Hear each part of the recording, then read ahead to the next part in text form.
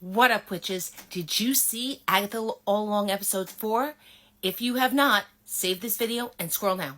This is your warning, spoiler warning. Scroll now. Alright, we're good.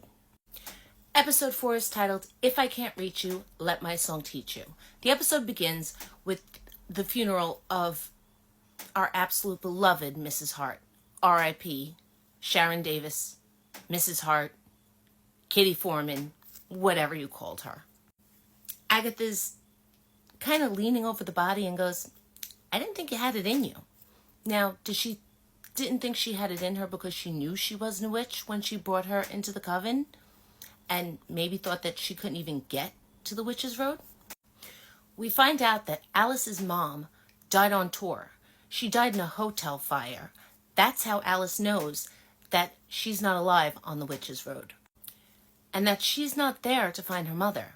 She's there because her mother said that the road would save her. Agatha's ready to keep going down the road. She's like, let's keep this party going. Let's keep this moving, people. She actually calls Mrs. Hart a bad draft pick. And she's trying to get everybody to keep going, even though they're still burying her. They're questioning where they're going to get another Green Witch. And Agatha said they only needed the Green Witch to access the road. And then she does something interesting. She either mistakes or changes the lyrics to the ballad. She says, burn and brew wit coven two, and glory shall be thine. What does that mean? Does that mean that only 2 of them are making it out? Jennifer corrects her and says, Agatha, it says, with coven true, and glory shall be thine. Does that mean that Agatha has to be true to the coven in order for her to succeed on the Witch's Road? Alice then gets curious and says, well, how many witches made it off the road with you? And Agatha kind of gets a little, Agatha and handsy and goes, 1. Only 1 other witch made it off the road with her. Who could that witch be? The teen puts baby's breath on Mrs. Hart's grave.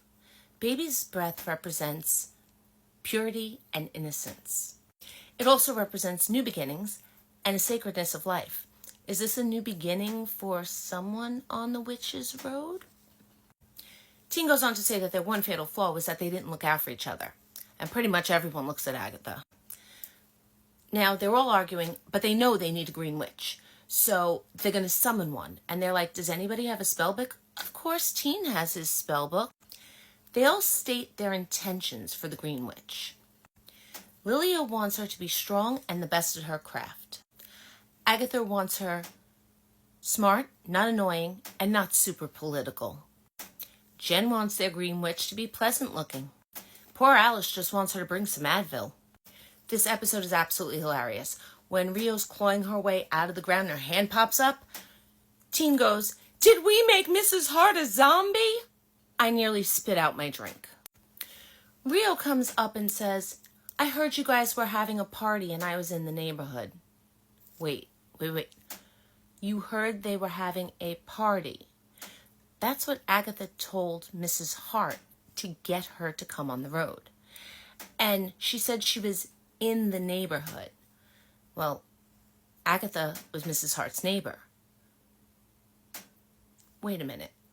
Could Rio have been disguised as Mrs. Hart all along? And what they buried was not actually Mrs. Hart, but Rio, who's now coming back to life because she's a witch. And minus her masking. Which leaves us to believe, or at least leaves me to believe, and begs and hopes that it's true, that Mrs. Hart is still in Westview. Rio then goes on to call Agatha my lady, and Agatha lunges at her, and they restrain her, and she just storms off. They don't know what to make of Rio yet, but the teen goes to follow Agatha, because he's seen Rio before. As the teen catches up with Agatha, he says, I remember who that is. Are we in trouble? She doesn't answer him. So now we have Lilia, Alice, and Jen all trying to figure out, should they trust Rio? Lilia makes a good point that she's anti-Agatha, so that's a pro. Jennifer's torn between, do I hate her or do I get her phone number? And Alice agrees. She hears them, she turns around and barks at them or makes a noise, and they all jump. Like I said, this episode was absolutely hilarious. So they come across a cabin, and Alice is not having it. She's trying any way she can to get out of it. But as she turns around to go back, the cabin is now behind her. So either way, there's no escaping getting to this cabin. Now, if you look at the door on the cabin on top, it's a waxing moon. And it's red. And that's fire, right? Okay. Now down here is the door from the first trial. And if you notice, the moon is full. I'll get back to that in a second. Well, they walk in and we get this whole Stevie Nicks moment. There's a few nods to Stevie Nicks here, but oh my goodness, they look absolutely fantastic in their 70s garb. Alice warns them not to touch, eat, drink, anything, and Teen suggests they start looking for the riddle. Rio comes up behind Agatha and says, "Boo," and laughs. Agatha turns around and very assertively tells her, "No." Now, if you remember in my last video, I said that Agatha has become very nervous and very anxious on the road. This is the Agatha I know from WandaVision. She's assertive and she makes sure she looks her dead in her eyes and says, "No." What is she telling her no to? Lilia comes across 4 paintings on a wall. The first painting is this, and there's a full moon that you can't see in the picture. I'm very sorry. I tried my best to get the best pictures I could. But the witch is in water. Hold on a second. That leads me to this picture.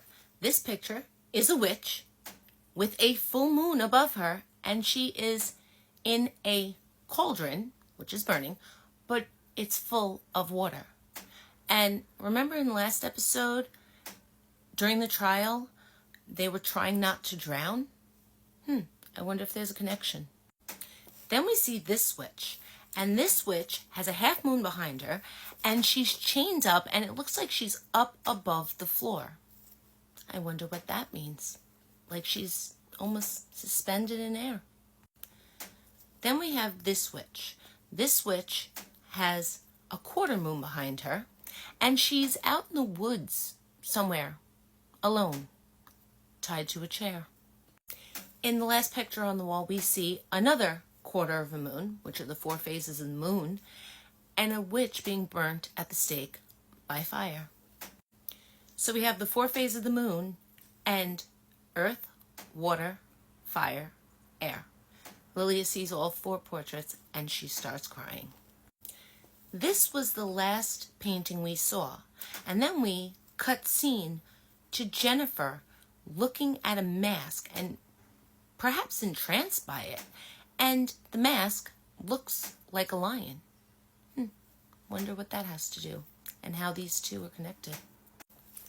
We then see Alice walking, and she sees a Fleetwood Mac poster, which is again another nod to Stevie Nicks, who is worldwide known as the White Witch, right before she comes upon her mother's album cover.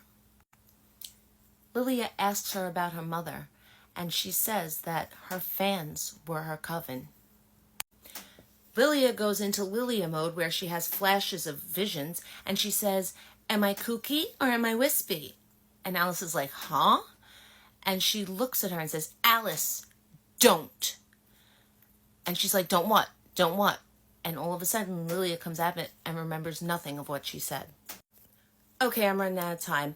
There is a whole lot to unpack in this episode, so I'm going to have to make a part 2.